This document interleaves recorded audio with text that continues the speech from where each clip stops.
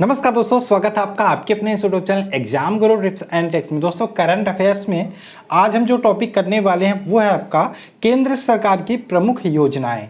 और पिछली बार बात करें रेलवे एग्जाम्स जब हुए थे, चाहे आपका एएलपी का हुआ चाहे ग्रुप डी का हुआ, ठीक है, दोनों में आपके यहाँ से प्रश्न पूछे गए थे। करंट अफेयर्स के लिए हम आपके लिए एक परफेक्ट नोट्स बनवा रहे हैं।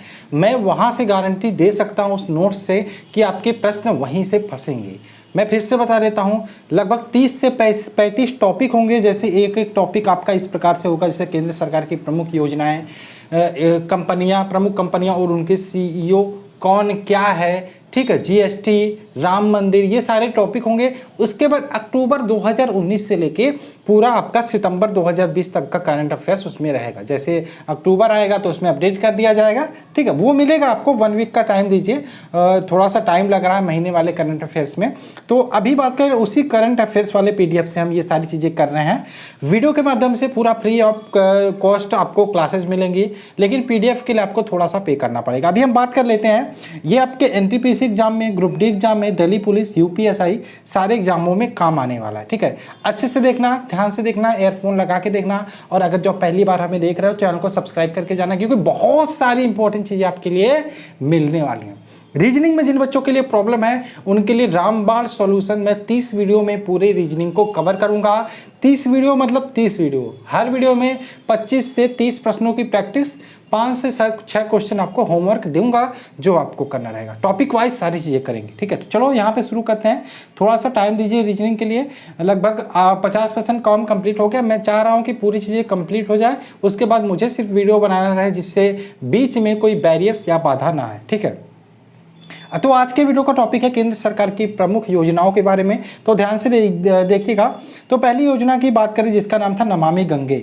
अगर जो मैं बात करूं रियलिटी की, तो भारत में जितनी तेजी से योजनाओं का शुभारंभ किया जाता, जमीन में उतनी योजनाएं होती नहीं। अगर जो उन्हीं सारी योजनाओं को ठीक ढंग से लागू किया जाए तो भारत आज पता नहीं कहाँ होता। तो उसी क्रम में एक योजना लाई गई थी, नमामि गंगे योजना। सारी योजनाएं लाई जाती हैं, बजट भी अलॉट किए जाते हैं, लेकिन आप अगर जो जमीनी स्तर पे योजनाओं को खोजोगे, कोई भी योजना आपको देखने को नहीं मिलेगी। तो उसी में से एक योजना थी नमामि गंगे योजना। गंगा नदी के संरक्षण एवं शुद्धिकरण हेतु योजना लाई गई थी 10 जुलाई 2014 को। किसके द्वारा? जल संसाधन मंत्रालय के द्वारा। तो आपको क्या क्या याद रखना है, योजना का नाम याद रखना है, किस उद्देश्य से लाई गई थी और किस मंत्रालय ने उसको लाया था। इसमें आपको ये 3 चीजें ध्यान रखना है। तो योजना का क्या नाम है? नमामि गंगे योजना 10 जुलाई 2014 को आई थी जल संसाधन मंत्रालय के द्वारा, और उद्देश्य क्या था? गंगा नदी के जल के संरक्षण और शुद्धि हेतु, ठीक। अब बात कर लेते हैं नेक्स्ट योजना आपकी है प्रधानमंत्री जन धन योजना। आपने सुना होगा, प्रधानमंत्री नरेंद्र मोदी जब प्रधानमंत्री बने थे 2014 में पहली बार, तो ये एक योजना लाए थे कि हर गरीब का, यानी कि मतलब ऐसा था कि कई व्यक्तियों के बैंक अकाउंट तक नहीं होते थे, भारत में ये स्थिति थी। तो उनकी एक मंशा थी, उनकी एक सोच थी कि भारत में हर एक व्यक्ति का अपना एक बैंक अकाउंट होगा। तो इसी योजना को जमीन पे लाने के लिए उन्होंने एक योजना लाई, प्रधानमंत्री जन धन योजना। 0 बैलेंस पे खाते खोले जा रहे थे और भी बहुत सारी चीज़ें उस खाते के साथ दी जा रही थी। यानी कि बात करें इसमें 38.18 करोड़ खाते खोले जा चुके हैं 26 फरवरी 2020 के डाटा के अनुसार, 38.18 करोड़। अब इसमें बात करें, ध्यान रखना, 2 लाख रुपए दुर्घटना बीमा भी दिया जा रहा था, 30,000 रुपये का जीवन बीमा भी दिया जा रहा था इस खाते के साथ। 0 बैलेंस में खोल सकते हो। उद्देश्य क्या था? सभी परिवारों का कम से कम एक बैंक खाता, ठीक। प्रधानमंत्री जन धन योजना। अब बात कर लेते हैं मेक इन इंडिया के बारे में। आपने सुना होगा मेक इन इंडिया का क्या था, इसका क्या उद्देश्य था? तो 25 सितंबर 2014 को मेक इन इंडिया आया था। इसका उद्देश्य था जो देश है भारत में मैन्युफैक्चरिंग को बढ़ावा देना, भारत को मैन्युफैक्चरिंग हब बनाना, ठीक है, मेक इन इंडिया। नेक्स्ट बात करें सांसद आदर्श ग्राम योजना। योजना तो बहुत अच्छी थी, लेकिन इसे ठीक ढंग से हमारे देश के सांसदों ने फॉलो नहीं किया, लागू नहीं किया। योजना क्या था? प्रत्येक सांसद द्वारा वर्ष 2019 तक 3 गांव तथा वर्ष 2024 तक कुल 8 गांवों को गोद लेकर उनको विकसित करना। मतलब कोई सांसद एक गांव को चिन्हित करेगा, उसका विकास करेगा, उसको डेवलप करेगा, उसको आगे बढ़ाएगा। ठीक है, ये योजना थी आदर्श ग्राम सांसद योजना। जयप्रकाश नारायण के जन्म दिवस पर 11 अक्टूबर 2014 को शुभारंभ किया गया था। आगे बात करें मिशन इंद्रधनुष योजना।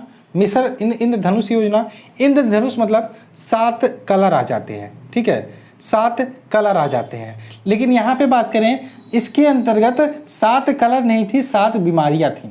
इंद्रधनुष योजना लाई गई थी जिसमें डिप्थीरिया, काली खांसी, टिटनेस, पोलियो, टीबी, खसरा, हेपेटाइटिस बी का टीकाकरण होगा और 2020 तक संपूर्ण टीकाकरण का लक्ष्य को प्राप्त करना। ठीक है, किसके द्वारा लाई गई थी? केंद्रीय स्वास्थ्य मंत्रालय द्वारा। ठीक है, ध्यान रखिएगा मिशन इंद्रधनुष योजना के अंतर्गत जो 7 टीके लगाए जाएंगे और 2020 तक लक्ष्य रखा गया था संपूर्ण टीकाकरण के लक्ष्य को प्राप्त करना। ठीक, अब बात कर लेते हैं पहल योजना के बारे में। पहली योजना क्या थी? 1 जनवरी 2015 को लाई गई थी और आपको पता है एलपीजी गैस पे जो सब्सिडी दी जा रही थी पहले, वो सब्सिडी बंद करके वो सब्सिडी सीधे व्यक्ति के खाते में भेजना, ये पहल योजना के अंतर्गत की गई थी। ठीक है, इस स्कीम को डीबीटीएल नाम से भी जानते हैं, यानी कि direct benefit transfer for LPG. DBTL का पूरा नाम भी ध्यान रखिएगा, direct benefit transfer for LPG. ठीक, अब आगे बात करते हैं बेटी बचाओ बेटी पढ़ाओ योजना। खैर, बेटी बचाओ बेटी पढ़ाओ योजना को क्या कह सकते हैं, आप तो देख ही रहे हो क्या क्या चीज़ें घट रही हैं। ठीक है, अब इसमें मोमबत्ती जलाने से क्या होगा, मार्च निकालने से क्या होगा, धरना देने से क्या होगा।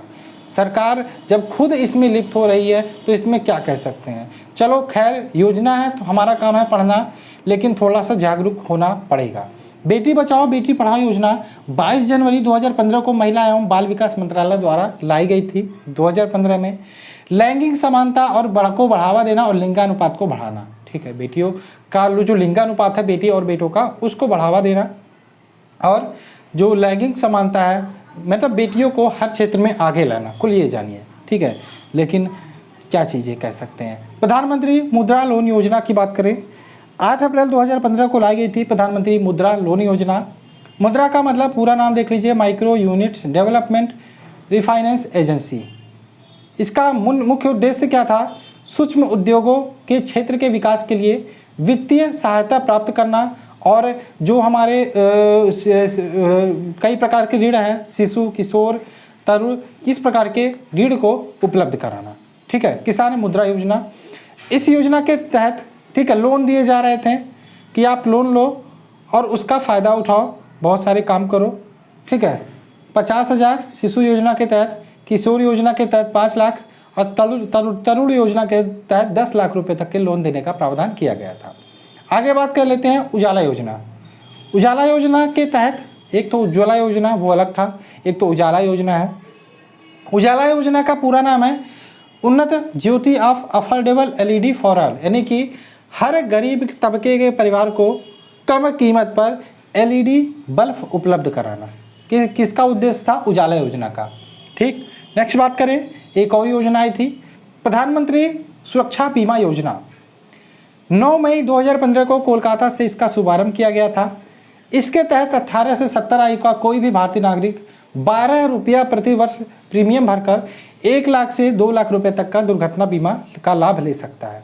ठीक है, गरीब परिवारों के लिए था, अगर जो आप बीमा करवाना चाहते हो दुर्घटना बीमा, तो आप 12 रुपया प्रति वर्ष जमा करके 1 से 2 लाख रुपया प्रति वर्ष का दुर्घटना बीमा ले सकते हो। ठीक है, क्या योजना का नाम था? प्रधानमंत्री सुरक्षा बीमा योजना। आगे बात कर लेते हैं प्रधानमंत्री जीवन ज्योति बीमा योजना। इसमें क्या है, 9 मई 2015 को इसका भी लोकार्पण किया गया था। प्रधानमंत्री जीवन ज्योति बीमा योजना की बात करें, इस योजना के तहत 18 से 50 वर्ष का कोई भी भारतीय नागरिक 330 रुपया प्रति वर्ष बीमा प्रीमियम भरकर 2 लाख रुपए तक का जीवन बीमा का लाभ प्राप्त कर सकता है। प्रीमियम का अंतर है प्रधानमंत्री सुरक्षा बीमा योजना और प्रधानमंत्री जीवन ज्योति बीमा में थोड़ा सा अंतर है। ठीक है, आगे बात करें अटल पेंशन योजना। अटल पेंशन योजना की बात करें, 9 मई 2015 को लाया गया, किसके द्वारा? वित्त मंत्रालय के द्वारा। योजना क्या था, 18 से 40 वर्ष का कोई भी व्यक्ति अपने द्वारा बैंक में जमा किए गए रुपए के आधार पर 1000 से 5000 रुपये तक का पेंशन प्राप्त कर सकता है। इसमें कुछ 5 से 6 स्लैब बनाए गए थे।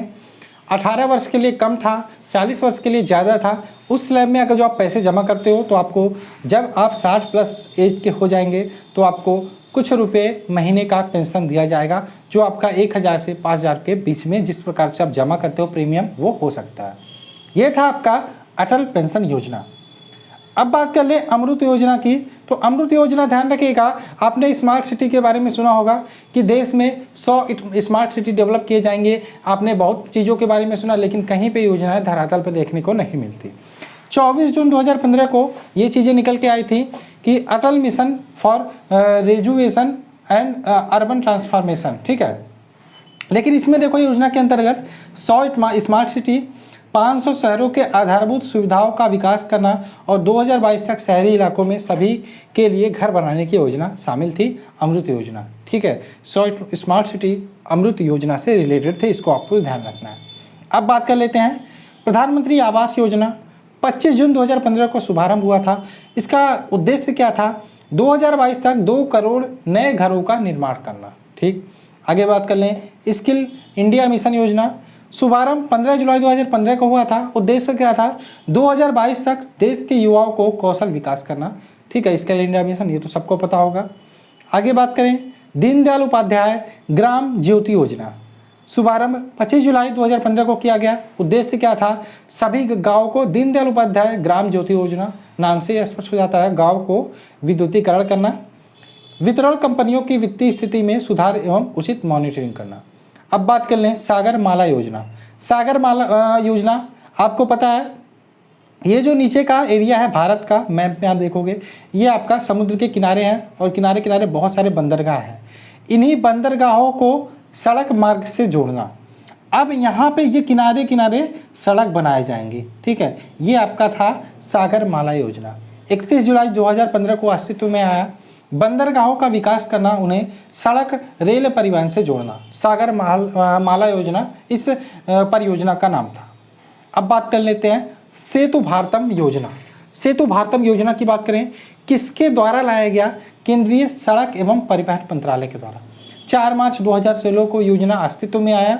उद्देश्य क्या था, राष्ट्रीय राजमार्गों को जो रेलवे क्रॉसिंग होते थे, आपको पता है इस प्रकार से, अगर जो मान लीजिए रेलवे क्रॉसिंग है तो यहाँ पे आपका ब्रिज लगा देते थे और यहाँ से रास्ता होता था। अब इनको ये जो क्रॉसिंग होते थे इनको ख़त्म करना, डायरेक्ट यहाँ से ओवर ब्रिज बना देना ऊपर से, ठीक है, जिसमें ये जो क्रॉसिंग होते थे क्रॉसिंग रहित बनाना, ठीक है। योजना क्या था, सेतु भारतम योजना, ठीक है, ये आपका उद्देश्य था। उड़ान योजना की बात करें, 27 अप्रैल 2017 को पूरा नाम इसका था उड़ान योजना का, उड़ेगा देश का आम नागरिक, ठीक है। देश के आम नागरिकों के लिए सस्ती हवाई यात्रा, ये किस योजना में था, उड़ान योजना, ठीक है। पूरा नाम यू से उड़ेगा देश का आम नागरिक, ठीक। अब बात कर लेते हैं प्रधानमंत्री उज्ज्वला योजना। गैस सिलेंडर से रिलेटेड है, ये सबको पता होगा। 1 मई 2016 को आया था। उद्देश्य क्या था, बीपीएल परिवारों को मुफ्त एलपीजी कनेक्शन देना और इस योजना के अंतर्गत सरकार बीपीएल परिवारों को प्रति कनेक्शन 1600 रुपये की वित्तीय सहायता भी प्रदान की जाती है, ठीक। अब बात कर लेते हैं प्रधानमंत्री सहज बिजली हर घर योजना, सौभाग्य जिसका शॉर्ट में नाम था। 25 सितंबर 2017 को विद्युत मंत्रालय द्वारा जारी किया गया। उद्देश्य क्या था, सभी घरों का विद्युतीकरण सुनिश्चित करना। आगे बात करें प्रधानमंत्री जन आरोग्य योजना, इसको आयुष्मान भारत योजना भी बोलते हैं। 23 सितंबर 2018 को झारखंड की राजधानी रांची से इसका शुभारंभ किया गया था। उद्देश्य क्या था, गरीब परिवारों के लिए 5 लाख रुपए तक कैश रहित स्वास्थ्य बीमा निःशुल्क उपलब्ध कराना। यानी कि एक कार्ड बनेगा जिसमें 5 लाख रुपए तक का आपको स्वास्थ्य बीमा दिया जाएगा। आप कहीं बीमार होते हैं, अस्पताल में भर्ती होते हैं, तो आपका इलाज उसी 5 लाख रुपए से होगा, यानी कि फ्री में होगा। प्रधानमंत्री जन आरोग्य योजना यानी कि आयुष्मान योजना। नेक्स्ट बात करें पीएम किसान सम्मान निधि योजना की बात करें, 1 फरवरी 2019 को पीयूष गोयल द्वारा शुरू किया गया था। उद्देश्य क्या था, देश के सभी किसानों को 6000 रुपया अप्रत्यक्ष सहायता प्रदान करना। 6000 रुपया ये था प्रति वर्ष, ठीक है। ये क्या था, 2000 रुपये की 3 समान किस्तें किसान के बैंक खाते में सीधे आएंगी। अब बात कर लेते हैं प्रधानमंत्री श्रम योगी मानधन योजना 15 फरवरी 2019 को अस्तित्व में आई थी। योजना के पात्र कौन कौन से हैं? 18 से 40 वर्ष के असंगठित क्षेत्र के श्रमिक जिनकी मासिक आय 15,000 रुपये से कम है, उनको 60 वर्ष से ज़्यादा हो जाते हैं तो उनको 3,000 रुपये मासिक पेंशन ये देने की योजना थी। योजना का क्या नाम था? प्रधानमंत्री श्रम योगी मानधन योजना। तो आशा है आपको जितनी भी योजनाएं बताएं अच्छे से समझ में आई होंगी और छूटने नहीं पाएगा एक भी प्रश्न, मैं गारंटी देता हूँ PDF में। ठीक है, बने रहिए हमारे साथ। हफ्ते में 3 से 4 टॉपिक में आपका करंट अफेयर्स कराता हूँ, साथ में साइंस की क्लासेस चल रही हैं, रीजनिंग और मैथ का भी प्रैक्टिस सेट चल रहा है। बहुत सारी चीज़ें हम आगे भी करने वाले हैं। इसके लिए आपको सब्सक्राइब कर लेना है, वीडियो को लाइक कर देना, पसंद आया हो तो शेयर करना मत भूलना। और चलिए मिलते हैं नेक्स्ट वीडियो में। जय हिंद दोस्तों, जय भारत।